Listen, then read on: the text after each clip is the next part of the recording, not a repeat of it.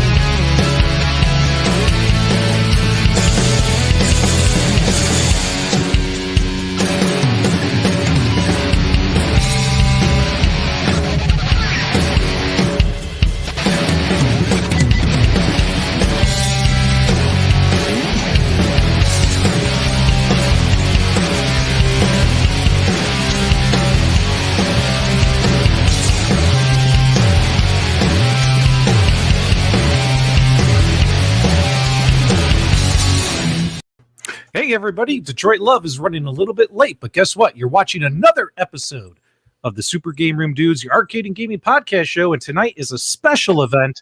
We have an exclusive interview with Evercade and Blaze Entertainment right after this.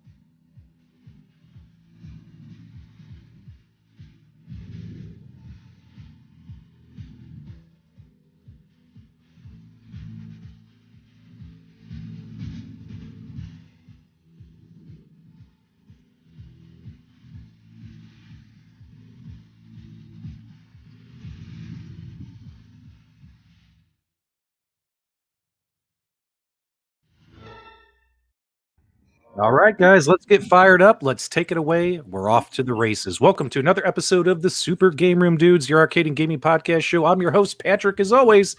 With me are my co-hosts, MichaelB The Game Genie and Restalgia. How are you guys? Detroit Love, our other co-host, he's running a little bit late, guys. So my apologies that I had to take his spot, man. Hopefully I did him justice.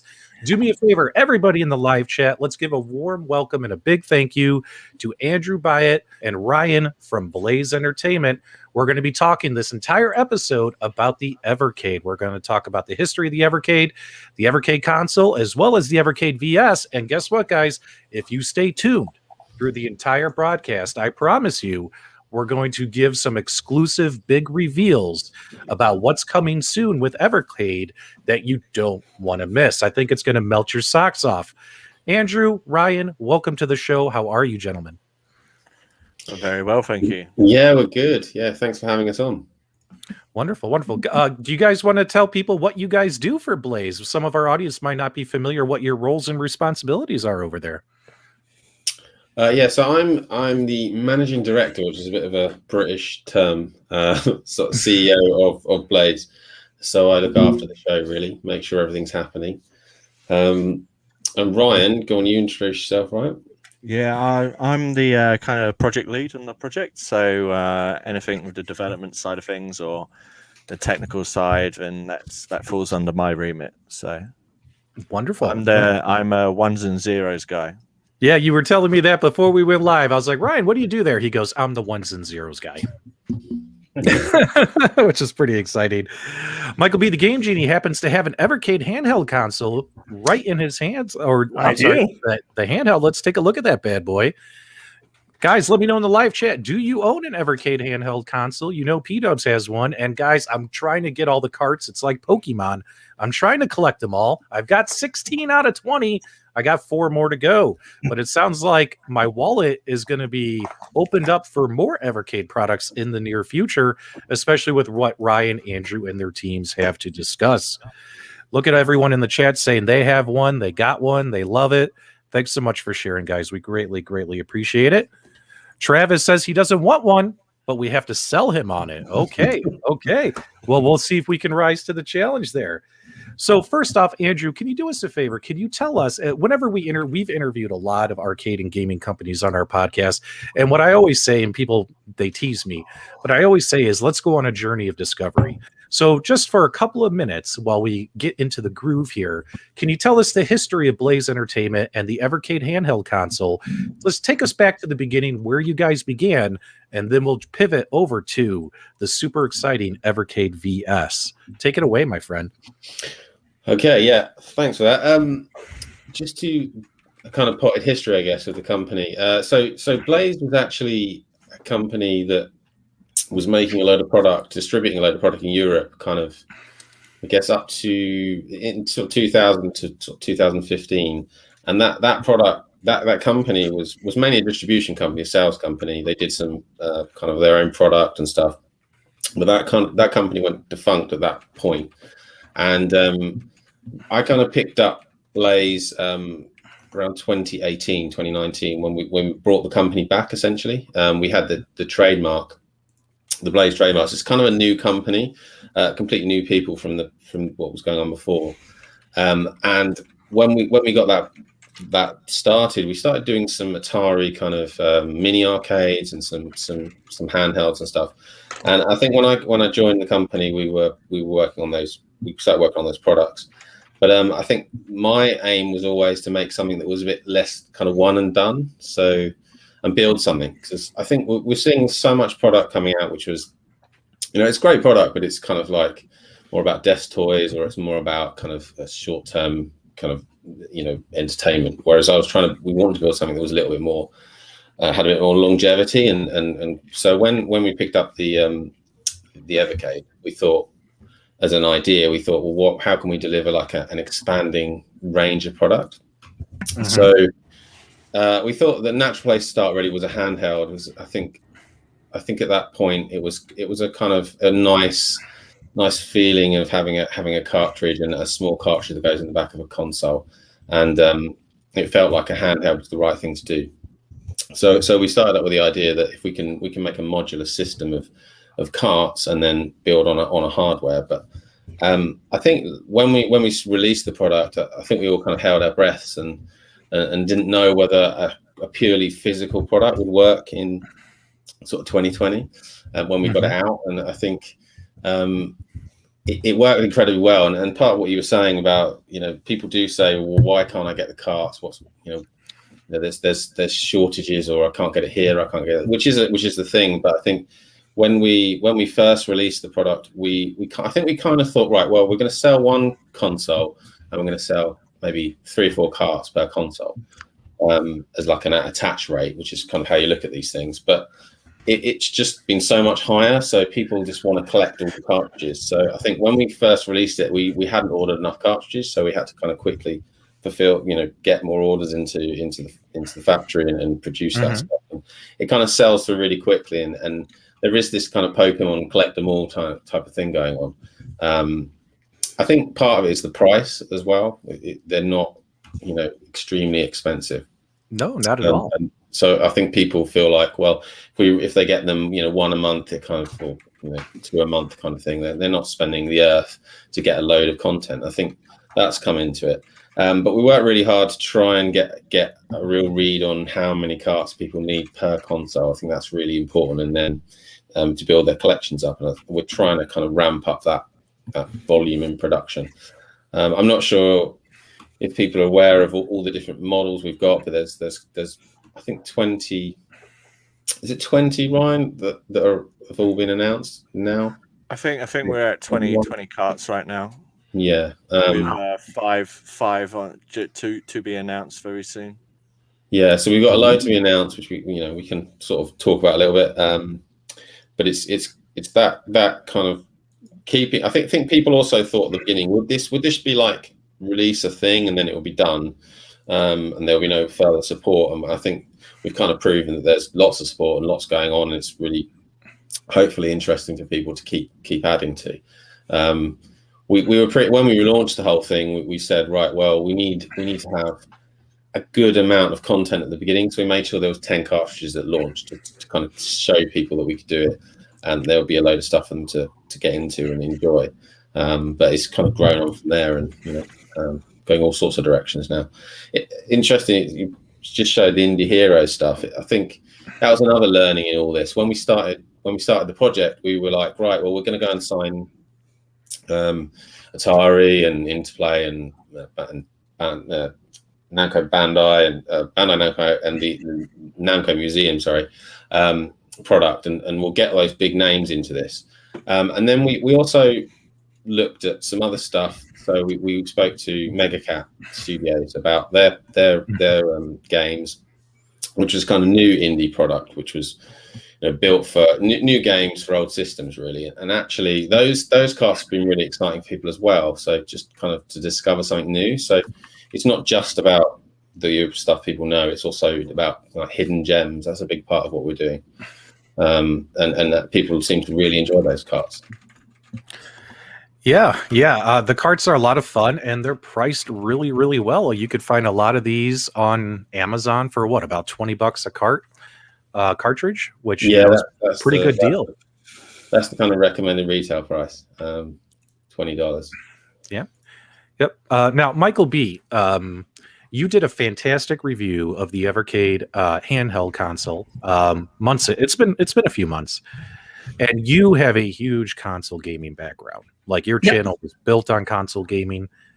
What are your thoughts? What can you tell us about that Evercade handheld? Why don't you kind of give us a quick summary there and all that good stuff? What I liked about it was, there's a big community that's still pine for the days where you actually had cartridges that you can go pick up and play.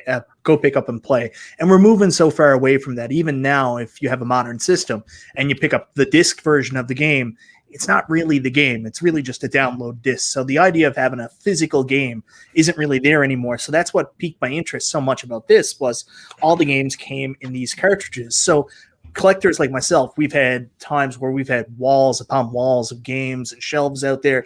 These look perfect. They fit so well on any game shelf. They come in the little clamshell. It's all really well. Another thing I really liked about it as well is the games all play like they should play. They feel good.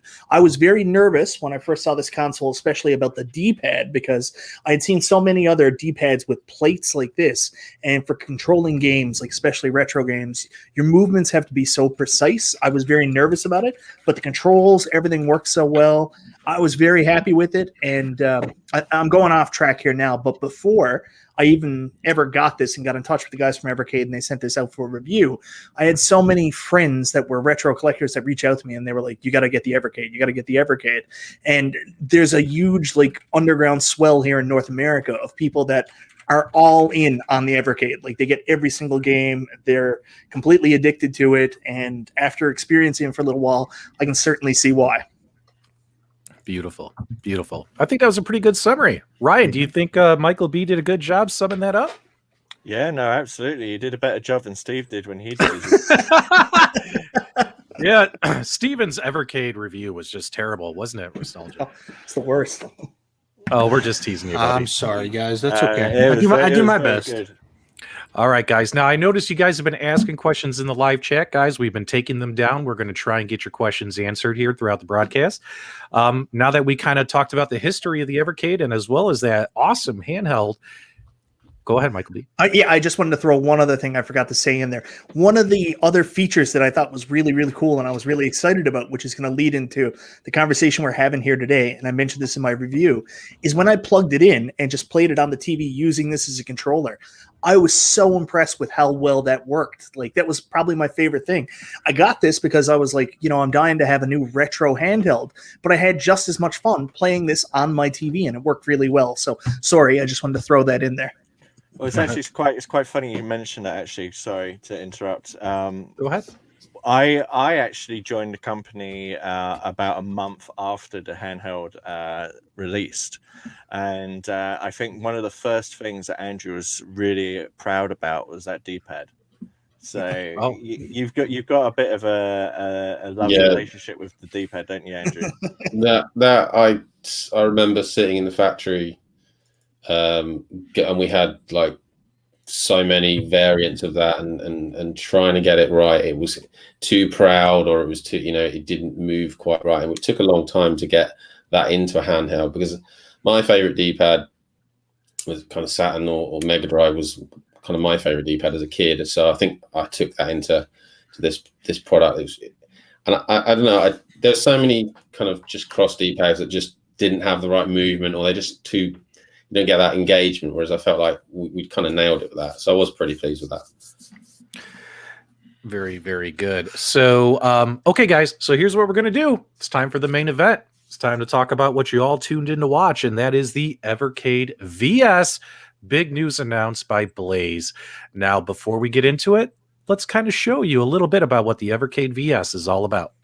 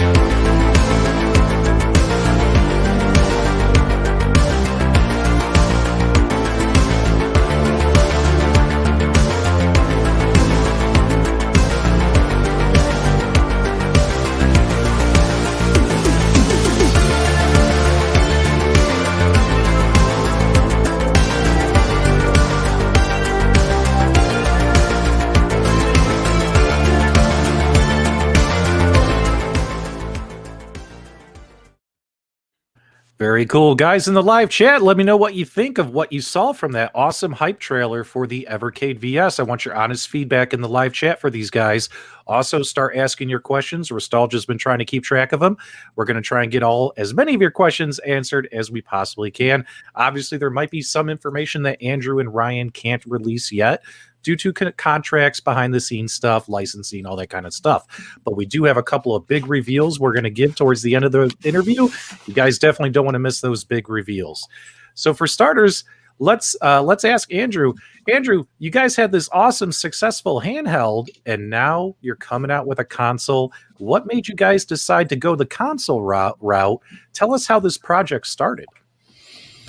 I think we had in our mind since we released the whole product about taking it onto other things. So not just a handheld, maybe, because ultimately this is all around the cartridges. That's what this is all about. I think that's why people like the Evercade. They like being taken back to when they were kids and kind of opening up that case, getting a manual, slotting the cart in.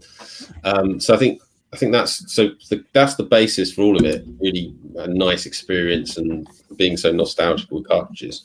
And then we can make any hardware. That was our idea. We can make any hardware off the back of that, which these cartridges work. And I think we kind of committed to everyone that if they buy the cartridges, then the hardware that we make going forward will always support the cartridges. So it's kind of backwards compatibility type thing. And that's what we kind of intend to do as much as possible. But I think the home console was a natural thing for multiplayer. That was where this comes from as much as anything. Because the handheld, we that's why we left the functions of the games to be multiplayer in. Sometimes people ask us why that's in there, but we wanted the cartridges then to be essentially forwards compatible, so people will be able to use them for multiplayer. We're a big fan of having the Evercade and put it on the TV, so the handheld itself. But I think it's not quite as a free experience. You know, you've got a HDMI cable plugged into it, and it can be a bit cumbersome. We're thinking, right, how can we improve that as a you know, if you're going to use it a lot, you want something that's easier to use. And I think this is where the multiplayer, the kind of ease of use, it's always plugged in. So that's where that all comes from, really. So I think it's just an evolution of what we're doing, and this isn't necessarily the end of what we're doing, really. There's all sorts of things we can do with the hardware going forward, but I think this product's, you know, sort of a next level up, I suppose, from the handheld, especially the UI and things, which we're really proud of.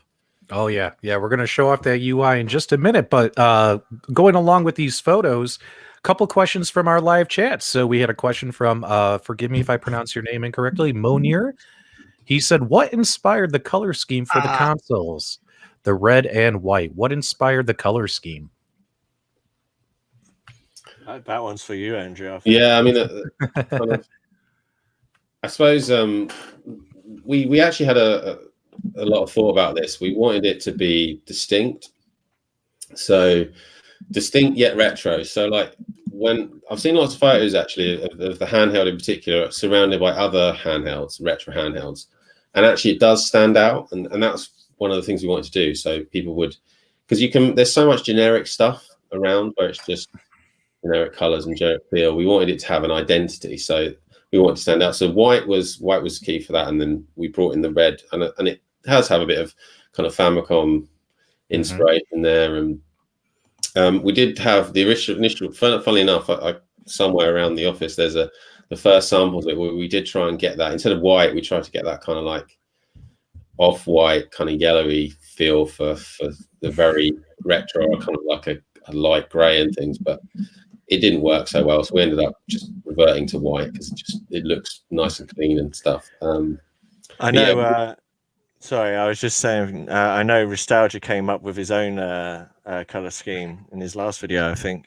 Oh yeah, we don't. You guys aren't going to really entertain that, are you? It looked terrible. What are you talking about? It was gorgeous. Nobody wants to buy this. Nobody wants. Listen, this. Nobody will buy it. It's a Wii U. What are you talking about? Who created the Wii U? Let's find out. Hold on. Let's see. Anybody in the chat rooms, if you guys like this color scheme, the blue and black, hit 1. Just type 1 and enter that into the chat. If you don't, put a 0. If you prefer the red and white, put 0. That's not a blue, pal. That's a teal. Oh, yeah. That is a gorgeous baby blue. That's Oh man. Okay, so we have some other great questions here while we're waiting for those survey results to come in. Looks like overwhelming ones, huh? Yeah. I'm seeing a lot of zeros, mostly from the same person. Someone's just spamming 0. A lot of zeros. Yeah, it's a bot. I think it's a bot. Yeah. Okay, so man, the questions are really flying in. Restalgia, were you able to grab a couple? We want to make sure we try and get as many questions answered. Go ahead. So I got a couple. So the first thing I'm going to ask about, or it's not really, I don't think it was really a question, but in terms of the 1080p output, that's a big piece because most home consoles, when you're talking about lots of competitors in the space, I'm not going to say any names, but almost every competitor in the space, they may have a 1080p menu, but when they output retro games, it's always done in 720p. Can you talk about some of the challenges that you guys had in getting your games to output, like the games themselves to actually output in a 1080p resolution? Oh yeah, absolutely. So I mean, with the handheld itself, so the handheld has its own resolution, and that could output at 720. So when we went into designing the VS, we was thinking, right, well, you know, we want to make something really great here, and one of those decisions was what kind of CPU and SOC that we was going to use. So I think we chose well with the VS. So I think in the end we went for the 3328 rock chip. Works really well, feels really good. But yeah, it was certainly a challenge. Yeah, I think people think, a lot of people, well, various people have been saying, well, all they've done is take the handheld board and just stuck it in the case for the VS, and it's actually a completely different thing. It's like another step up, really. To deliver, if you've got to deliver 1080p, you have to have more power to render, and it's a sort of completely different board with completely different specifications. So it should handle that, really well, which is what Ryan's been doing.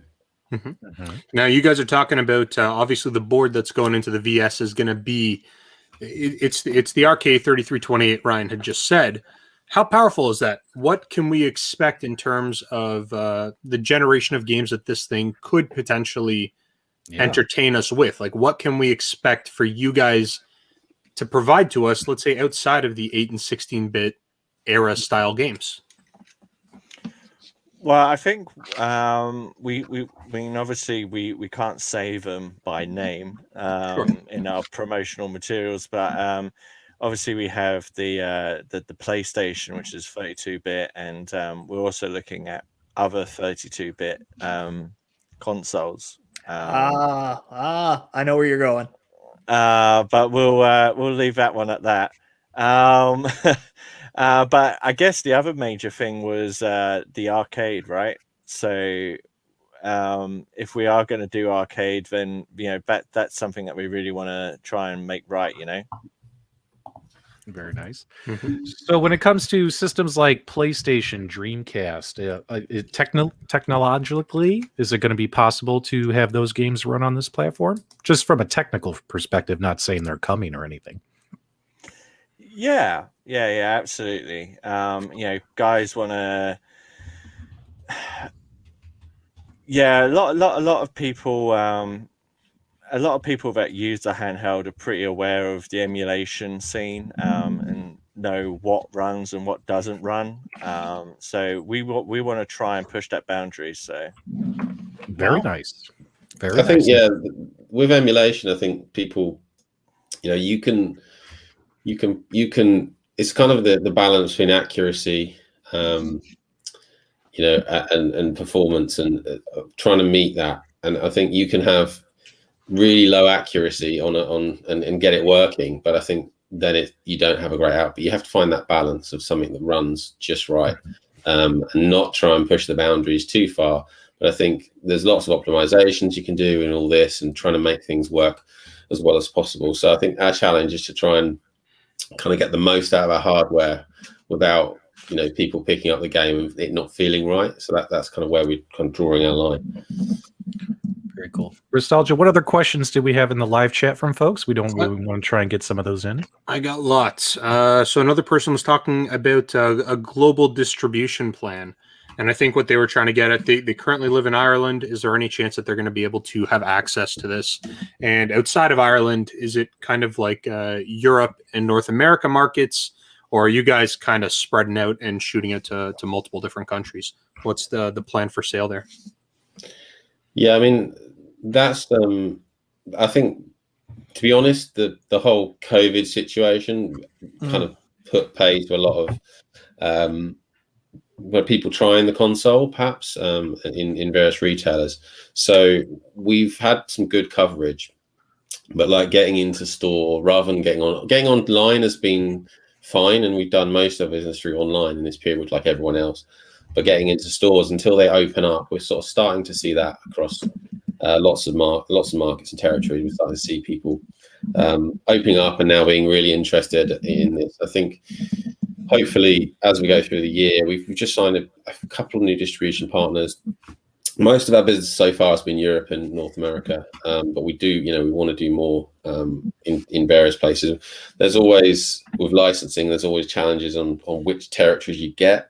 You don't necessarily get global territories, and I think that's something that people perhaps don't realise. But I think our aim will be to be as global as possible, really. Now, Andrew, one question I saw in our live chat from folks is they want to know why this handheld controller has got 4 bumper trigger buttons, as well as why is it a 4-player console? I don't think any of the cartridges you guys have released so far have had a 4-player game on there. What does this mean, my friend? What can you tell us? Do you want to do that, Ryan? Yeah, so I mean, if you guys already aware of Worms Armageddon? So technically, that game actually utilizes 4 shoulder buttons normally. So for the handheld, we had to make some compromises, and with the VS, we didn't really want to have that compromise there. Moving forward, you know, if we release games, we want to be able to have the best, the best controls available, kind of thing. So we kind of wanted to leave room for expansion in that regard there. And I think with the 4-player games, I think we actually have, I think we've got 4 or 5 games which are actually 4-player. But obviously we have more planned. So nice. You heard that, guys. That's fantastic to hear. Now, what other questions were in the live chat, Restalgia, before we start getting to the real meat and potatoes? Some questions about Wi-Fi. So obviously it was promoted to have Wi-Fi, but as it stands right now, there's no online play. Is online play something, or multiplayer online, something that is on the roadmap? Is it something that you guys are considering? How much of a reality will that actually become to be able to play against your friends online with this console? Andrew? Yeah, I think with the whole Wi-Fi, it's in there to start the thing, so we've got it there. Initially, we'll be doing updates and stuff with it, but we intend to add functionality. I think it's going to be a bit of exploring all this as to what people actually want, because in this community we seem to have a bunch of people that really don't want to see, you know, what the online affecting their retro experience, or, you know, the classic gaming experience. And then there's a bunch of people that would love to have it. So we have to kind of find that balance and work out what's best. I think as a kind of minimum, we're looking to do things like, in the future, we're looking to do things like whether you can have online global leaderboards for a game, which people will be able to place. We've got things like having an ID or having your own kind of avatar, and then being able to share save states or things with your friends. That kind of stuff seems to be the more obvious stuff. Where we go fully online is in terms of playing a game against others. There's some licensing implications and various other things with that. So we'd have to consider it really seriously. I think really we don't want to get too far away from being like a kind of classic gaming experience. I think with cartridges, with all that stuff, we don't want to be left behind. But then our product's primarily about nostalgia. Mm-hmm. Not Restalgia, nostalgia. Now, real quick, guys, this guy, gentleman name, I believe it's Robert in the chat. He's asked 6 times, and I haven't been ignoring you, my friend. He wants to know if you can spill the beans on what games are included on the Intellivision collection. No. Yeah. We can't tell that, but I could tell you now that our fellow co-worker is actually spilling those beans tomorrow or today, I guess. No, or today, yeah, over there. Yeah, today in UK time, but yeah, that will be over at OEB Pete's channel. Is that right? Oh, OEB Pete. I've caught his YouTube channel a bit, and he seems to be a huge Evercade fan over there. Yeah, we kind of get. He's he's a big Intellivision fan, and he's a big Evercade fan. And to be honest, he was he was real big part of trying to get us the Intellivision games, and he kept bugging the Intellivision guys. So we kind of feel like we owe him one, and it would be nice for him to be able to be part of that announcement. So he's doing that with Sean, kind of marketing manager, tomorrow. Guys, do us a favor. Make sure you check out the YouTube channel OEB Pete, which stands for Open Every Box Pete. Guys, go check out his channel, especially if you're interested in the Evercade product. He's made a lot of content for it. He's a huge fan of this product. So definitely want to give him a plug. Guys, go check out his channel. We greatly appreciate it. Michael B or Restalgia, what other we got time for a couple of questions before we do some big reveals. What other questions can we ask the Blaze team that people have thrown in the live chat? I've got one about examples of third-party controller support. So it was advertised, obviously, that there is third-party controller support for both wired and wireless with dongles. Do you guys have any names of specific controllers that you guys can say that have been tested that do work? It's to be determined, but the idea is that out of the box, we're going to support a whole bunch of different controllers, like your common, well-known controllers. That's what we're going to try and aim for. One thing that we are going to try and aim for day one is the ability for you to plug in a USB controller, which might not be detected on the console, and add that as your own controller. Okay. Second to that, which is something that we're trying to aim for to get that in before release, is if the controller already exists on the hardware, then we want you to be able to change whatever the mappings are. So you could change it to whatever you want, how you feel. So say, for example, you could add like a SNES controller and you could change it to the way you want it. Go ahead, Michael. Go ahead, Michael B. Guys, big time. John Riggs is in the chat. John, good to see you, my friend. We've had John on our podcast many moons ago. He says we need to get that 360 Turbo Touch. What's that all about, Michael B? It's the worst controller ever made. It's a third-party controller for old retro systems. And we did a podcast together recently where we were talking about the 360 Turbo Touch, and I said I had one for the Genesis. It's horrible. If there's something you can do with your system, make sure the 360 Turbo Touch doesn't work on the Evercade Versus. That'll get you bonus points with most retro gamers.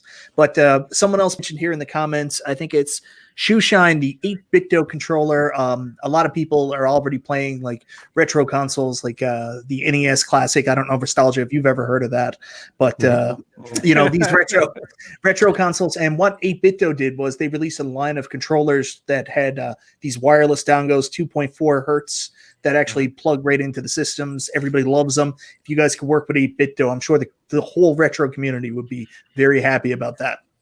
Oh yeah. Yeah, so we're definitely so one thing that we don't have out of the box is wireless, but we are supporting the 8-bit wireless dongle. That is something that we will be supporting out of the box. So for people who want that wireless solution, that's there. We'll also be looking at potentially doing a wireless version of our controller, but it will be later down the road. I think that's a huge win, having that 8-bit wireless dongle supported on this platform. Fantastic, guys. That gets me excited because I have a bunch of those type of controllers here. I think we all do, right? One actually, thinking about it now, one thing that we did actually want to add specific support for was the Xbox adaptive controller. So that was a big thing that we wanted to do right out the box, because it allows people with different disabilities to get involved, and that was one of our key goals was to make this as accessible as it can be for everyone. So that controller is definitely one of them that we've added support in for day one.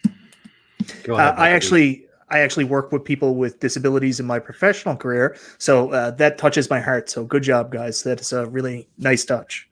Yep. And the feedback from the live chat, everyone's excited about it. So Ryan, Andrew, kudos to you. Everyone's excited about hearing about that controller support. We got a couple more questions here, I think, that are Go ahead. important. First let's one, get to this one is obviously, I think, a pretty important one. When and where can people purchase the Evercade VS? Pre-order it or purchase it? What's the action plan so people can mark it in their calendars and get ready to make that purchase? How do they do that?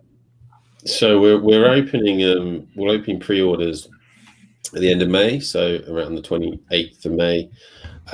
That's when pre-orders open, and you can get your order in, and then the release of the console is the 3rd of November.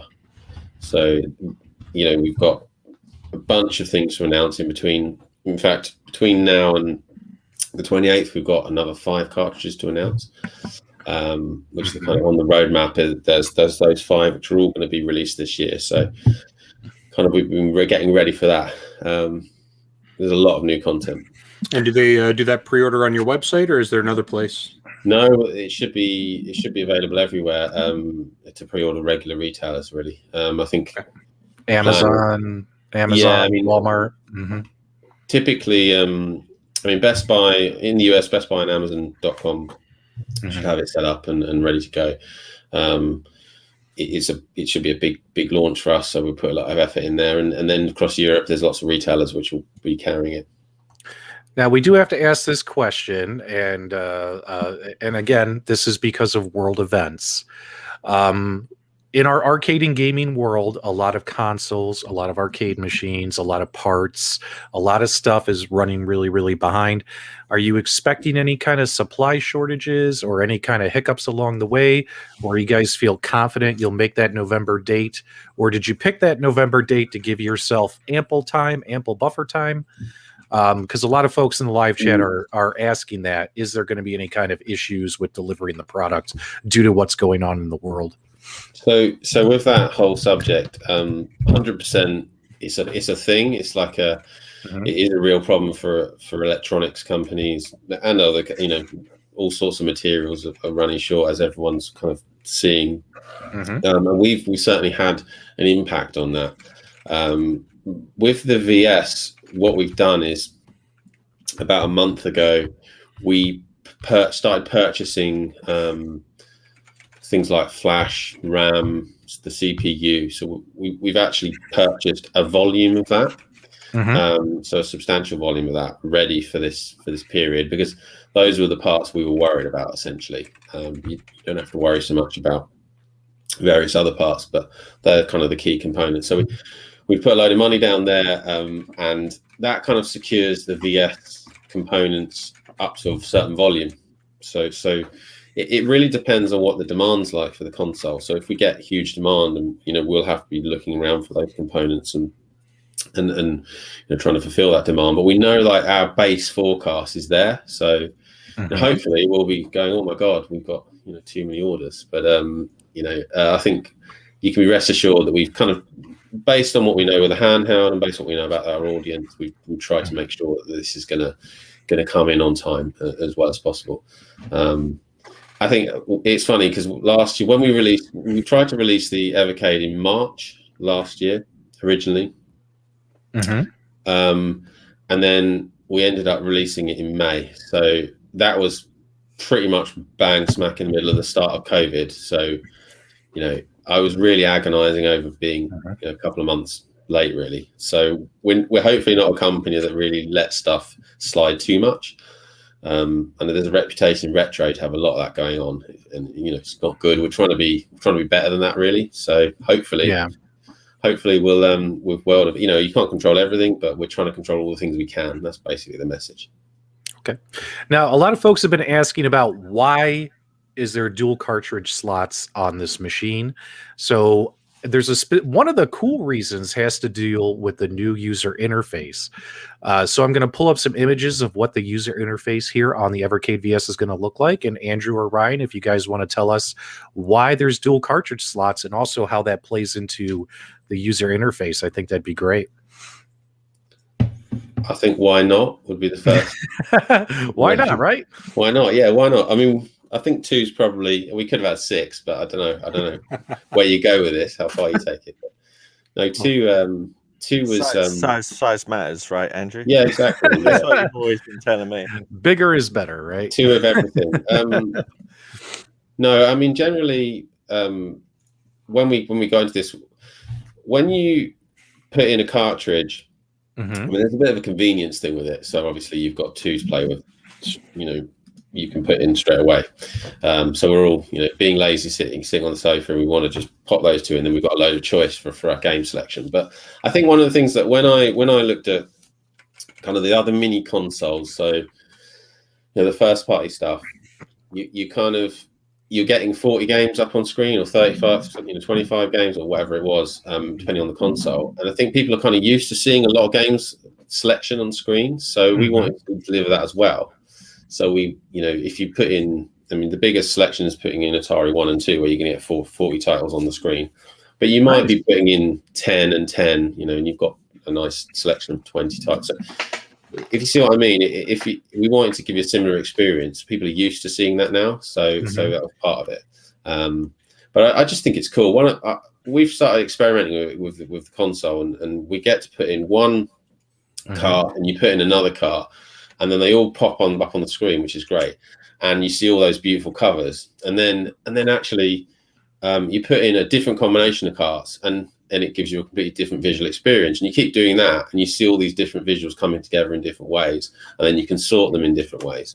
So you can either show cart number 1, cart number 2 separately, or you can show them all together, and then you can sort them all in different ways. So the number of players and normal stuff people are used to. But I just think you always get the same experience with those other consoles, because you always sort them in the same way or look at them the same way. With ours, you're going to have all these different carts going in, giving you a different visual experience. So that's some of the reasons that I like that category.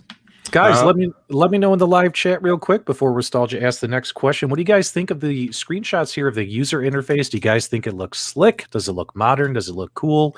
Give me your honest feedback in the live chat. This is a great time to provide that feedback to Ryan and Andrew. They got plenty of time before the product launches to take your suggestions to heart as well. Go ahead, Restalgia. What's our next question? Oh, go ahead. I'm sorry, Ryan. Well, I actually know that our main guy who actually implements this menu and the UX designer is actually watching right now. So we'll give them a shout out and say, good job, guys. Well, I'm seeing some positive comments come in, but we'll see how they go. Going to be honest, looks very sharp. Love all these feedback. It's perfect. I'll be honest, guys. I think it looks pretty slick. If I thought like it needed opportunity for improvement, I'd tell you. I'm really digging this, and I'm really excited about the fact that you could have multiple cartridges plugged in, and you're going to see all the games from both cartridges on the display at one time. So that's really cool. Like you said, I mean, I'm a big multicade guy. I love seeing tons of games on my systems. So this excites me. Michael B., what are you thinking here? So when I saw the two cartridge slots originally, and especially with a handheld, us as retro gamers remember playing two-player Game Boy games, and you needed two of the same cartridges in order to play with each other. So I was a little bit concerned when I saw the two cartridge slots that people might need two of the same games in order to play each other on it. That's not the case at all, is it? No. We actually had a guy in our community Discord bring up a really good idea for the dual cart. So I think we're going to try and implement that as a feature. But shall we tell them roughly what we're thinking? Andrew? Well, we're thinking about doing. Well, we've already said that we're going to hide a load of Easter eggs in the whole console. And that's just going to range from lots of different things to like secret games, potentially. But what we want to try and do is do a thing where if you plug in certain combinations of carts, that unlocks different things. So very cool. Plug in two Atari carts, then it gives you something. Hold on. I think you just blew my socks off here. Are you saying that there's a possibility that if I plug in a certain combination of two of the carts, it's going to unlock something? And what did you say that it could potentially unlock? It could have, hopefully, it will potentially unlock a different game or secret game, something like that. That's cool, man. That is actually That's- really, really cool. That's cool. Hey guys, say hi to Detroit Love. Carl, how you doing, man? Sorry you were a little late to the show, guys. Here's our fourth co-host, Detroit Love. How are you, man? It's been a rough day, but I'm glad to be here with you guys. Oh man. So what's going to happen here, Ryan and Andrew? You do realize that once people figure out those Easter eggs, like what cart combinations to plug in, you realize that that's going to be all over the internet like in 2 seconds, and everyone's going to get really hyped. Do you plan on making the community discover this themselves, or are you going to leak it? Or how's that going to go? I don't think we're going to leak it, but I think what we was kind of toying with the idea is that, as you know, we're very much like the retro kind of feel. So everything we do with our cartridges, and like now we're starting to put the touchy feelies in, like the posters and such. We want to kind of get back to like the old school 90s gaming competition. So I think what we'll do is open up a giveaway for someone who could find all the Easter eggs. And Oh wow. That's a really cool idea. Maybe we'll do something like that. So Well, you also know a couple YouTubers, a guy who made a really sweet black and blue design that if you wanted to sneak those Easter eggs over here, I'm more than happy to sneak those out to the community too. But We don't know. I don't know what you're talking about. The black and blue what? Did you say? the beautiful, beautiful black and blue console. Restalgia, nobody wants a black and blue console. Knock it off. Nobody wants that. Honestly, Now- guys, I know you're trying to make Restalgia feel good in the chat by putting the ones in there, but you could potentially sink this company just by trying to appease Restalgia. Yeah, Don't guys. tell them to do something so bad. Put the 0 in there. Oh, I like you the guys red are and funny. I like the red and white. I hope it stays red and white. Guys, put a 1 in the chat if you like the red and white. Put a 0 if you want the black and blue. But I do have a question. Hold on. It's funny, this black and blue, it does rhyme with the Wii U, doesn't it? You can switch it to blue and black if that kind of creates more of a disconnect. Yeah, okay. I got somebody in the chat who was asking, I think his name is Junko. I can't see. Yeah, Junko. He's asking he wants to know with precise direction, are these carts interchangeable between the handheld and the console? Yes. Andrew? Yeah, so if you got the handheld, there's one exception which I think we've been kind of making people aware of. So our license, this is a license thing, nothing else, nothing technology wise, for the Namco Museum carts doesn't extend to a home console. Okay. So that's the only fly in the ointment for us right now, and we're kind of trying to work through that with Bandai Namco at the moment. But at the point of launch, those won't work. Those two cartridges. The other kind of 25, 26 will do, or they'll work perfectly out of the box. But yeah, hopefully what we'll be able to do in the future is just to open those up with a firmware update in the future. So they'll be locked down in software. Okay. But future cartridges that everything. So the plan is that we as much as humanly possible, we're going to make sure that it works on both things, because one of the things about this is all the save states are on the carts, right? So that those save states, if you're playing on the handheld and you save your game, you can take the cart out, you put it in the VS, off you go, same game continues. It's not on the console itself, which is quite cool. Okay, fair enough. Alrighty. I'm going to have this playing in the background here because we do have some questions about some stuff happening in this trailer. Also, we're getting near to the end of our interview, so I do know that Andrew and Ryan have a couple of big exclusive announcements they want to make in our broadcast. So thanks so much, everyone, for being patient and waiting until the end of the interview. But let's get to something here on this trailer that our good friend Restalgia picked up on. There's a shot of when you had all the carts lined up. One of the carts happened to be, I saw 20 carts. They were red. Like, here we go, right here. All right. Spill it, guys. Andrew, Ryan, why does this say, what is this then? What is going on here? Have you never heard of what is this then? That's one of the biggest I've never heard of that. I've never heard of that game, Ryan. Our audience wants to know, why do we have carts numbered till 20 and why are we starting over at number 1? What can you tell us, my friend? So What I think we've been since day one, we've been talking about arcade. So our plan right now is to bring arcade to the system, and we're going to be looking at doing starting in at number one for arcade, basically. And that's what that is, and that's what we're going to be releasing. So we got some more details coming up on that before the 28th, which is when pre-orders open. So we'll be revealing everything coming up, including that content. And I think if another big thing we can tell you is that the packs you're going to, we've got a starter pack and a premium pack, which is the same configuration as the handheld. They will have arcade content with them. Alrighty. Restalgia, what do you think about that, my friend? What did they just confirm? What did we just find out?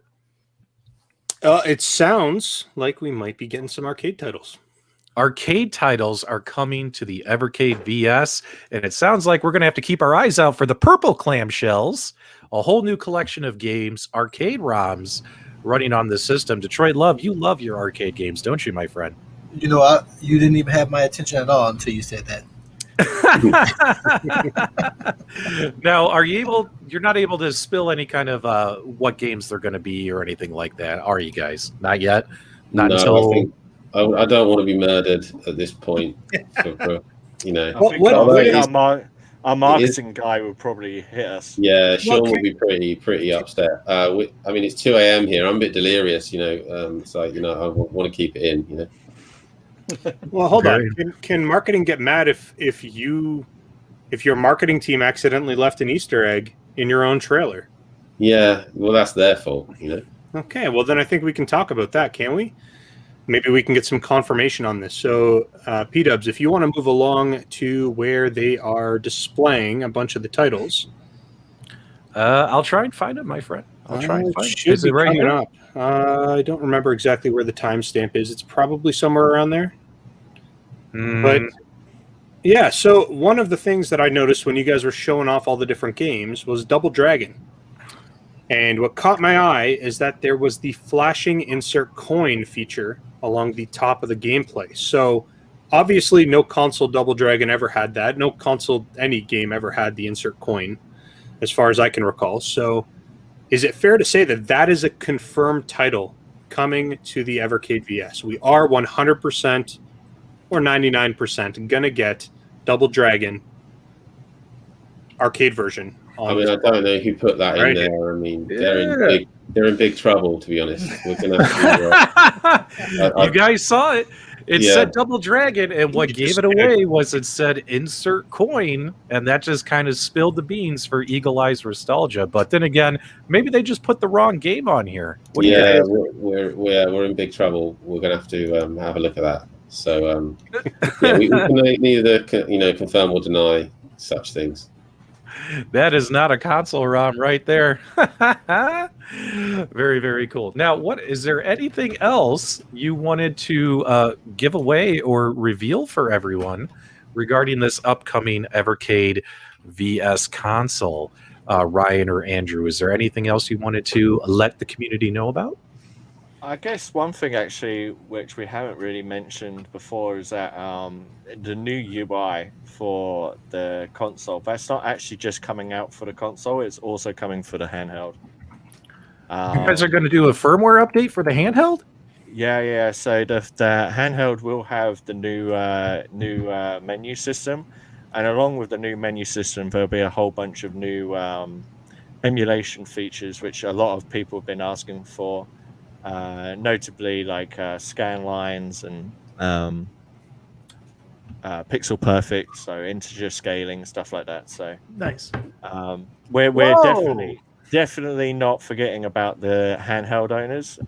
It's very much something that it's our bread and butter effectively, and we've got you guys covered. Oh, that's fantastic. Go ahead, Michael B. Yeah, if you guys are looking for some arcade titles, I suggest you reach out to Gmode. As we in the community know, Gmode are pretty easy to work with in terms of getting some of the Data East arcade titles. So word to the wise. And the community would all like to see some Data East as well. Any specific titles that people want to see? Bad Dudes. No, not Bad Dudes. Bad Dudes. No, Bad Dudes. Bad Dudes has not aged well. Bad Dudes to me Bad is like Dudes is playing. fantastic. I'd rather play Echo the Dolphin than Bad Dudes, Oh, that's a hard statement. and that's a bad game. I'm just teasing. I know it's an arcade classic. I know it's an arcade. Yeah, look at even Paul. Paul agrees with me. Not Bad Dudes. There you go, Paul. I want Bad RoboCop. Dudes. I wouldn't. Well, RoboCop would be cool. Everyone's saying not Bad Dudes. There you go. Anything else, Ryan or Andrew? I know you've let the cat out of the bag here about some arcade games coming, new user interface coming to the handheld, as well as to obviously the VS. What else you got for us, man? You got anything else that might accidentally slip? I think there's probably just one more thing. Okay. Which will be coming out soon in more detail, but we're not just looking at licensing retro games. So we are looking at what I guess we call new modern retro games for the handheld and the VS. So we are looking at that as a possibility, seeing as we saw how much Indie Heroes was a big hit with everyone. So that's definitely something that we're probably going to look at in the future. So keep your eyes out for that. Oh, okay. Restalgia, what do you think about that bit of news? That is music to my ears. I love seeing stuff like that being brought into kind of a retro platform. So getting the ability to play some of these indie titles or modern retro games in this form factor is awesome, rather than your standard means would be playing them on a PC or playing them on your modern gen console. Having the ability to play them in this form factor is pretty awesome. I'm excited to hear that. Yeah, I think a lot of folks are picking up about the developers and publishers, what they're kind of leaning towards here. I think this is really cool. That's a good John question. Rigg says, what's he got to do to get his home brew on the next indie collection? Who should he reach out to? He's just got to give us a call, we'll have that conversation. What about you? Go ahead. I'm sorry. Go ahead. No, that stuff, is great. I think it's a bit different, and I think it's something really cool for people to explore. But making your own kind of mixtapes of what you would love to see as a cartridge is something that Evercade fans seem to love doing all the time, and we would encourage, shoot us ideas, all that kind of stuff. We're really interested in it all. Now, as we kind of get near the end here, I'm going to pull up the timeline of what people can expect for 2021 for the Evercade, and whatever key dates on here you want to mention to everybody, because I know you wanted to talk about this a little bit. Let me get my screen shared here, and let's pull that up. And here we go. So here's the Evercade 2021 calendar, and I noticed you got a lot of carts on here with some question marks. When will people find out what those carts are, my friends? Yeah, you're going to know. I mean, we're going to release all the details on all those 5 carts before the pre-orders open on the 28th. So some of those kind of form part of the packs we were talking about before, so the starter and premium pack, and those will all be announced before that day. It doesn't necessarily mean that's the end of what we're doing. There's still a load of more content we're signing right now. Some we're just determining whether it sits in this year, sits in next year. But I think you can be confident we've got loads to come. Well, if you announce that first question mark on the vinyl before the show ends, then that would round off those last 4 for the end of the year. Yeah. You really want to work off an uneven number, Andrew? It's bad Ryan? luck. Yeah, well, I was born on the 5th. I was born on the 5th, so it's a really important day to me. So I'm going to keep that 5. That's okay. Well, it sounds to me, I don't know if these guys can confirm or deny, but it sounds to me like out of these 5 carts, maybe 1, maybe 2, maybe more might be arcade carts. That's what it sounds like to me. Yeah, you're definitely right. Oh, look at that. Boom! Arcade carts. Can't wait for that, guys. We can't wait to find out what these games are that are coming to this platform. This is very, very exciting. Let me jump in with a question, because I'm Go sure ahead. this is something that is burning on some people's minds. Mhm. If you bought an Evercade handheld, it came with some carts. Is it fair to say or fair to assume that because the Evercade VS is coming with at least one game in their base package or 2 games in the premium package, that either one of those games will be a game that is not currently on the market?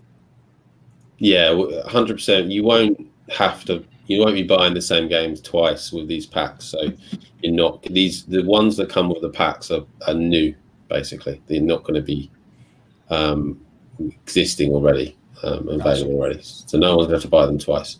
Beautiful. Nice. Very, very exciting. Now, guys, do us a favor. Give us special thanks to Ryan and Andrew. You guys don't realize this, but what time is it over there in the United Kingdom? It's 2 o'clock. 2 o'clock in the morning, 2:05. Yeah. 2 a.m. Guys, these folks stayed up super late to join us and to provide you guys this information and talk about their product. So let's all give them a special thanks. We're not going to make the show. Usually our show can run upwards of an hour and a half, but because of the time over there, I'm not going to force Ryan and Andrew. I know they want to go home and go to bed. So guys, make sure you give them the thanks, especially for all the exclusive reveals on this show. Arcade games are coming to the Evercade, as well as new user interface and things like that. More details to come. Ryan, Andrew, are there any final thoughts you'd like to say? Like, why should people choose the Evercade VS? Why should people choose the Evercade handheld? Any final thoughts or statements before we say goodbye to everybody? I really don't like Steve's color scheme. Yeah, it's like interesting. Nothing. I mean, people need to look at the product and see what they think, and make their own decisions, I guess. But we just thank you guys really for having us on here to talk about all this stuff. Well, before you guys go, I think the question that's burning on everybody's mind is: there a chance we might see a black and blue Evercade VS console? No, it'd be terrible. I'd say never. Okay. But possibly not. No. I mean, Okay, well, if you guys need my logo to license out, just let me know. I'll Yeah, give you guys yeah. a sweet deal on that. okay. Good thought. Well, to be honest, I'm waiting for your design, Michael, so we can sort of compare them and see which one's best. I think 'Cause, his last submission was hot pink. Yeah. it That's was right, hot that's pink, right. actually. All pink. Yeah. Oh, you guys are so funny. Now I'm going to let Detroit Love give everyone our usual custom farewell. Make sure you guys start putting your comments in the live chat, letting us know if you enjoyed the show. You guys know I love putting your comments on the outro. Special thanks again to Ryan and Andrew as well. Make sure you guys, I have links in the video description below where you guys can go and get pre-order information for this product. Hope you guys check it out. I'm very excited for it myself. Detroit Love, if you want to take us away, and Ryan and Andrew, don't hang up just yet. We'll talk to you off air. Go ahead, my friend. Guys, thanks for watching this exclusive video. You know the Double Dragon is coming, without a doubt. We appreciate you. Make sure you check out all of our websites and subscribe to our channels. And until next time, guys, we'll see you on the web.